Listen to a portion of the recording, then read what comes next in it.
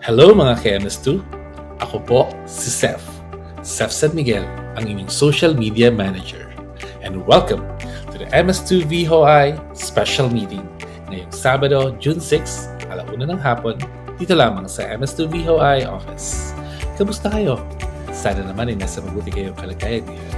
At bagong lahat, gusto ko munang i-congratulate tayong lahat dahil finally nakuha na natin ang independence from Lehoa. Congratulations, MS2. Deserve natin to. Congratulations talaga sa ating lahat. Imagine, ang tagal natin itong pinangarap. Ang tagal natin itong pinaglaban. At ngayon, nasa sa atin na ang MS2. Tayo nang magmamay-ari nito, tayo na magpapalakan para masigurado na lahat na mapupunta sa MS2 ay para sa MS2. Congratulations! 10 ng aking mga kasamahan. Higit sa lahat, gusto naming magpasalamat sa ating Presidente, President Warley Josayan. Congratulations sa iyo dahil sa pamumuno mo, naitawid natin, naipagtanggol natin at naipaglaban natin ang karapatan ng bawat MS2. Palakpakan naman yan para sa ating Presidente. Congratulations to everyone and all to the Board of Trustees of MS2. Ngayon ay ating tatalakayin ang iba't ibang agenda para sa special meeting na ito.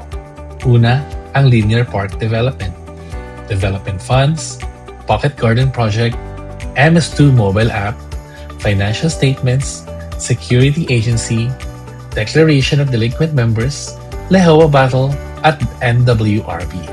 Handa na ba kayo? Tara! Iisa lang naman talaga ang pangunahin nating objective para sa ating mga linear park. At ito ay mapanatili itong maayos at ma-maximize natin lahat ng pwede nating gawin dito. At ang ating common goal, syempre, ang ma-utilize ang mga linear parks na ito at maging parte ito ng ating pang-araw-araw na buhay para sa recreational purposes, magandang tanawin, at sa mga iba pang pwede nating gawin. Of course, kasama na dyan ang pagpapaganda, pagpapanatiling malinis at maayos, mga repairs, and mga improvements.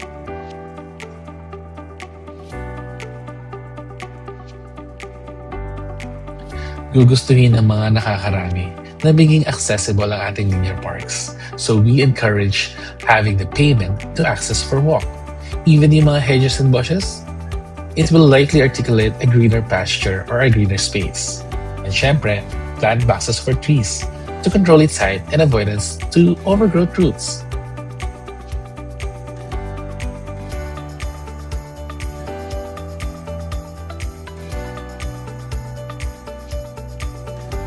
Ang linear park ay para sa lahat. Yun nga lang, kailangan nating mag-follow sa mga rules and guidelines para sa proper utilization nito. The paved walks, plant boxes, bushes and hedges will promote upkeep and low maintenance for a repetitive grass cutting. Lahat tayo ay pantay-pantay na karapatan sa linear parks.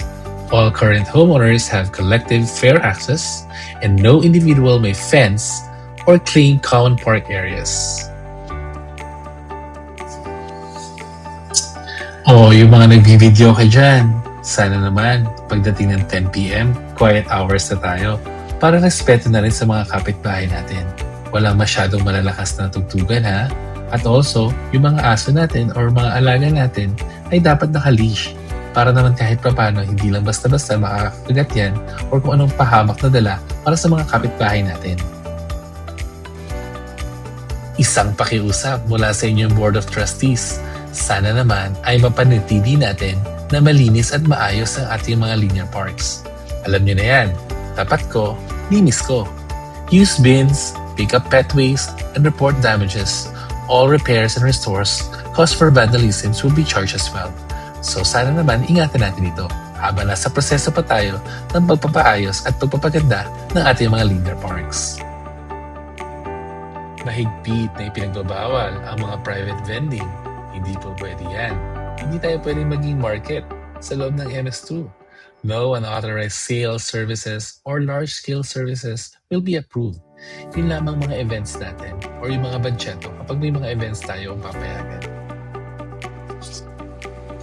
Ang mga fire lane access, Dapat accessible yan 24/7 para kung sakali magkasunog, may mapupuntahan ng ating mga bombero.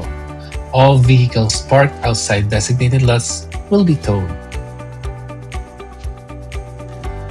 And lastly, inaanyayahan namin ang lahat na mag-report ng mga violations na ginagawa ng mga kapitbahay natin.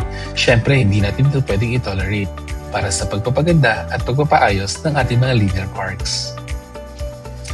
Ngayon ay dumako naman tayo sa ikalawang agenda, ang development funds. Marami na mga naaprubahan na special assessment of development funds ng mga proyekto, katulad na lamang ng linear park developments na diniscuss ko kanina. Kasi gusto namin na magkaroon ng mga solar lights dito, trash bins, bench and paved walks. Also, napagdiskusyonan din na baka baguhin na lamang ang mga street lights natin to solar lights para mas less ang babayaran natin sa Meralco. Ganoon din, napagdiskusyonan na sana mapalitan ang ating mga CCTV na ginagamit na natin ng ilang taon. Mag-digitize ang ating bulletin board and of course, hopefully, ang e-gate access ay mapalitan na rin. Development funds to adjunct with Security Prowess Project. Papunta pa lang tayo sa exciting part kasi dinidiskusyonan na ang automated boom pane and e-access gate. Sana mangyari na ito, no? At kumuha na rin tayo ng iba't ibang quotation sa iba't ibang kumpanya para sa ating automated boom barrier. Ito nga pala ang quote from Altec Autogate International Philippines amounting to 273,850 pesos. Ito naman ang quote from Infinite Systems na nagkakahalaga ng 620,360 pesos. And lastly, ang quotation naman from the Good Hunt Security Products Corporation na nagkakahalaga ng 540,880 pesos. Masusi natin itong pinag-aaralan and hopefully magkaroon na tayo ng desisyon kung saan natin ito ibibigay at ipapagawa. Ngayon ay tumungo naman tayo sa ikatlo nating agenda, ang The Pocket Garden Projects. These are the oversight of the intended designs and themes of the Pocket Garden Projects. The lights are up already.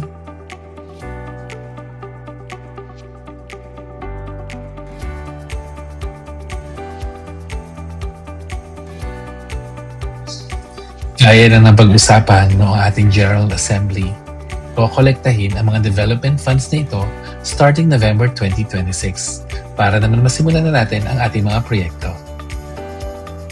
At kapag nasimulan na natin ang ating mga linear parks, ay ipaprocess naman natin ang pag-hire ng mga street sweepers, linear park maintenance staff, at ang mga tree trimmers. Ngayon ay tumungo naman tayo sa ika-4 nating agenda, ang MS2 mobile app. Let us maximize the MS2 app. Libre ito. Libre ko itong ginawa para sa inyo. So, pumunta na kayo sa website na naka-flash sa screen na ito or picturean nyo na lang para mamaya mapuntahan nyo ito. Once mapuntahan mo na yung site na yon, ang dami mo nang pwedeng magawa sa MS2 mobile app.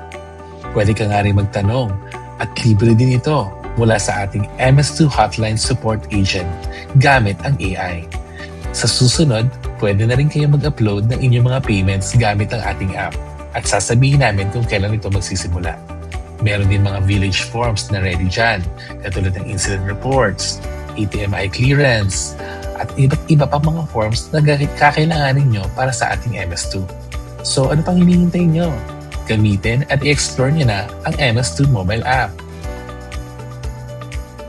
Maaari mong i-download ang MS2 mobile app sa inyong mga phone para naman masigurado nyo na mabilis nyo ito makikita kapag kakailangan ninyo. Panoorin lamang ang video na nasa pinakababa ng MS2 mobile app. 24/7 din available ang ating mga customer service representative na mga AI. So kung may mga tanong kayo, gaya ng pagbabayad ng home dues ninyo, pwede nyo silang tanongin. Anytime, 24/7. Muli, naka-flash sa inyong mga screen ang QR code ng MS2 mobile app. Pwede nyo itong scan or picturean. Wait muna. Bago nyo picturean, siguraduhin na maayos ang aking mukha. Joke lang. Sige, picturean nyo na ito at nang makita ninyo ang MS2 mobile app. Also, naka-flash din sa inyong screen ang MS2 Official Messenger. Ito ang ating group chat sa FB. So siguraduhin na membro na kayo nito para makuha ninyo ang mga important announcements or kung ano man ang mga mangyayaring events sa MS2. Scan and save the QR code. Katulad nito, tinanong ko ang MS2 VHOI Mobile Support Center Hotline kung ano nga ba ang mga parusa or penalties sa mga delinquent members. At nakasaad, a delinquent member loses all the rights and privileges except the right to inspect the books. Imagine, kaya niyang sagutin lahat ng mga katanungan yan. So, ano pang hinihintay nyo? If you have a question, open the app and ask our MS2 VHOI Hotline Support Center. Bilang napag-usapan na rin natin ang delinquent member, dumako na tayo sa ating agenda na yan. Ano nga ba ang delinquent member? Ito ay ang 3 beses na hindi pagbabayad ng mga HOA dues. At kapag nangyari yon, padadalan kayo ng letter para bayaran ito. At kung hindi nyo ito magagawa, mawawalan po kayo ng karapatan sa lahat ng serbisyo or kahit na anong privileges as the member of the association. Pero pwede nyo pa rin silipin ang mga libro or ang mga auditing books natin. Ang susunod nating agenda ay ang ating security agency. Masaya pa ba tayo sa serbisyo na binibigay ng ating mga security guards? Yes or no? Kung hindi na, maaari kayo magpasa ng mga incident reports at ipasa ito sa ating office para malaman namin ang feedback regarding our security guard services. Maidagdag ko na rin pala sa ating agenda ang ating mga sidewalk. Sidewalk should always be clear at all times. Meaning to say, dapat hindi ito nakakasagabal sa mga pedestrian or sa ating mga members na naglalakad dito. Wala dapat mga nakabinbin na mga semento or kung ano man na nakaharang sa mga sidewalk. So, ang dami na pala natin na-discuss na agendas. Andiyan ang linear park development, development funds, pocket garden projects, MS2 mobile app, declaration of delinquent members, security agency, at even ang sidewalk. Huwag kayong mag-alala, hindi nyo na kailangan magsulat. Kahit pwede nyo balikan ang video na ito na naka-upload sa ating MS2 mobile app. Ngayon naman, ipapasa ko kayo sa ating MS2 auditor at sa ating presidente para sa natitirang 3 agendas at iba pang inyong mga concerns. Muli, ito po ang inyong lingkod, ang inyong MS2 Social Manager at isa sa mga Board of Trustees. Ako po, si Seth San Miguel, mula dito sa Saudi Arabia. Nag-uulat. Back to you!